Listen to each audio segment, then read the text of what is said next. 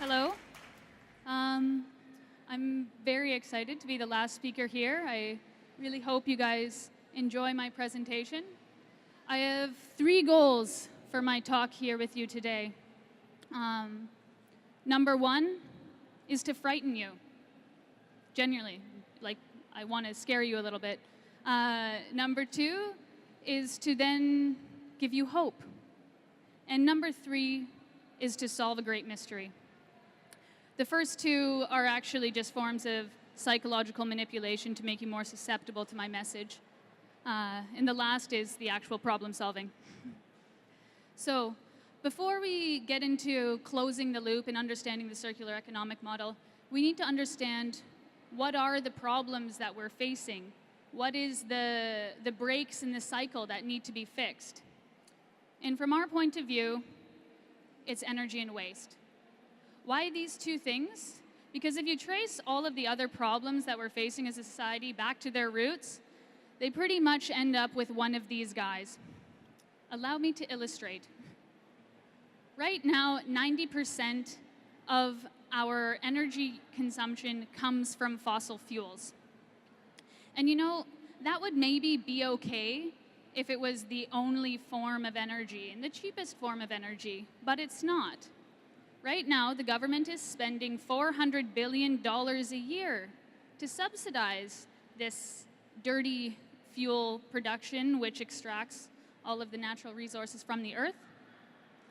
And a little bit about waste. Waste is a special one for me. Before I was up to my eyeballs in garbage, I had really high hopes about recycling. I wrote my thesis on it because I was so inspired by the genius of the Finnish recycling and waste management systems. That was very naive of me. Most of us don't recycle, and I don't mean us as people, I mean us as nations. We are very far from it. In fact, what we do, even the wealthiest countries, just send their garbage to China. That's not recycling, that's just moving your garbage around. And so, to illustrate, let's just talk a little bit about plastics. Right now, they're all over our news feed and in our oceans. And it's also a very good example of what we're doing very poorly when it comes to recycling. Because right now, 90% of plastics isn't recycled. And it's basically designed to be disposable. With 50% of all plastic that is produced will end up in a landfill within a year of its production. And from the landfills, it actually doesn't often really end up there. A lot of it ends up in our forests and in our rivers and in our oceans.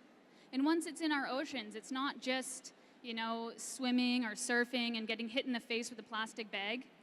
No, the severity of the problem is much scarier.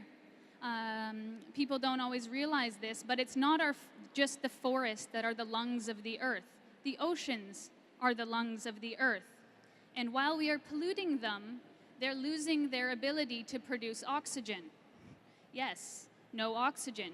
That equals death for most species, including ourselves. So I hope you're sufficiently scared and thinking, no, Sabrina, I don't want to die. How can we solve this? And the solutions are there. But first, what I need to do is go into a little bit more of what is energy and what is waste. So energy, the capacity to do work, or any usable material which can be created in this power, fossil fuels, electricity, solar radiation, garbage. Or waste can be a material which is unwanted, a byproduct. Or it can be an act or instance of using something carelessly or extravagantly or to no purpose. That's waste and energy. But to delve deeper, we need to go back in time. We need to go back in time to the beginning of the formation of a planet. Essentially, everything on this planet, ourselves included, was formed of the death of a star. We, as Carl Sagan liked to put it, we are made of star stuff. Or another way can put it, we are pieces of cosmic shit. And with that in mind, we can see that all waste is a potential source of energy. Waste is not a product, it's a mindset.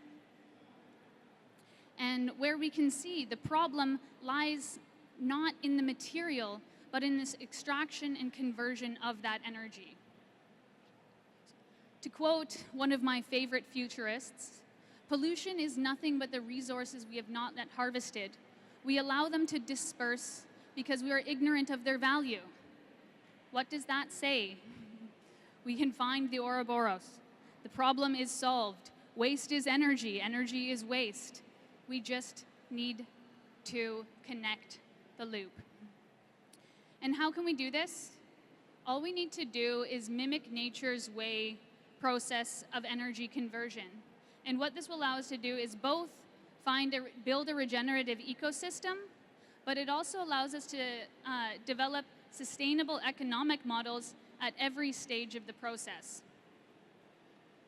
So you might be saying this is very good in theory. We are all energy, very hippie. What does this mean in practice? And what I want to do is talk about one of the hot topics of everything, which is oceans plastics and what we can do about it. But first, what I need to do is I need to bring you to your favorite island paradise. And what do we have here? We have a beautiful place, no cities, not that many people, very little infrastructure. And what's its attractiveness also becomes its downfall. The people come, the people want things, the things produce garbage. More people come, they want more things, they need more energy, the energy becomes expensive. Things become expensive, they produce more garbage. Now your beautiful island paradise is now producing 20,000 kilos of garbage per day.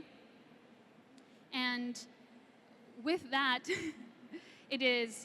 where does that garbage go? It has nowhere to go. The island has no infrastructure. Where does it end up? In the forests, in the rivers, and in the ocean. So again, you might be asking, this is a very nice apocalyptic situation, but what can we do about it?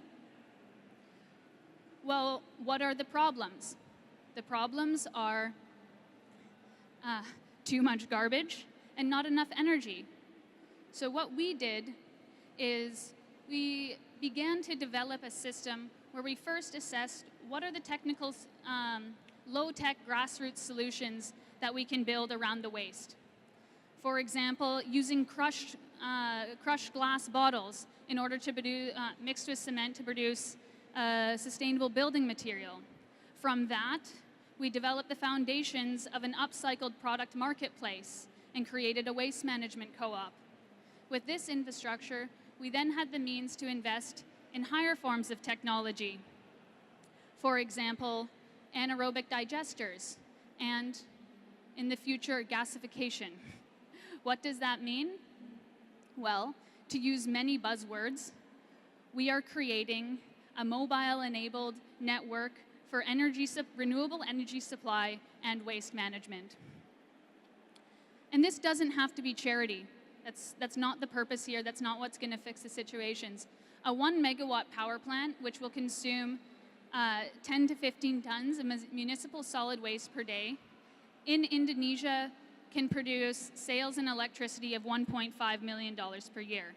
For a community, that's huge.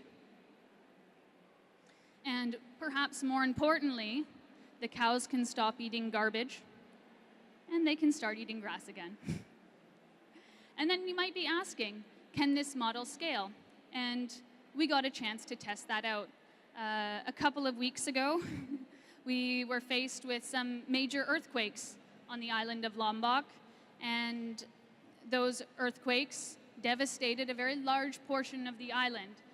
In some of the villages, they were absolutely leveled, essentially, leaving 70,000 buildings were destroyed and around almost 500,000 people were homeless. So you might be thinking, Sabrina, you're a terrible person. How can a natural disaster be an opportunity?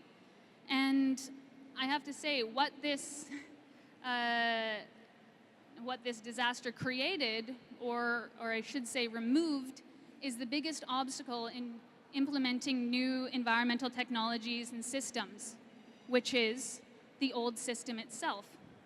So what we were able to see in Lombok was a clean slate, or not necessarily a clean slate, but because there's rubble and chaos everywhere, what it can be is a phoenix, which raises from the ashes of the crisis and the rubble, a phoenix of environmental, social, and economic sustainability.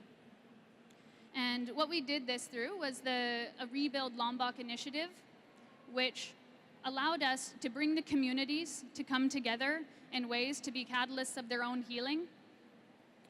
We built bridges between these communities and used grassroots level initiatives and traditional building methods. What they noticed is all the cement buildings fell down, the traditional bamboo structures stayed. So then this allowed us to create prototypes using different sustainable building materials, which before were just concepts. We now had the place to scale and implement these new technologies. And there still might be some pessimists that are asking, can we really afford to fix these problems? And I just want to tell you that garbage is no small industry. That one little island that I was talking about with the 1 megawatt, there's 13,000 similar islands in Indonesia alone that don't have access to stable electricity and are producing a lot of garbage. But what we also really need to understand, it's not just the money that needs to be there, but a different approach of business, which is the development of a more collaborative model. Collaboration as opposed to competition. We need to work together. Problems as big as the energy crisis we're facing and the pollution crisis we're facing cannot be solved by a single organization. We have to come together in order to create the new model. And that kind of leaves me with my calls to action to you, lovely people, is that to come join us. There is more than enough garbage for everyone, and for you to see it for what it really is. Oil. It is mountains of oil that is free. That's what plastic's made out of. Well, it's free for now, at least.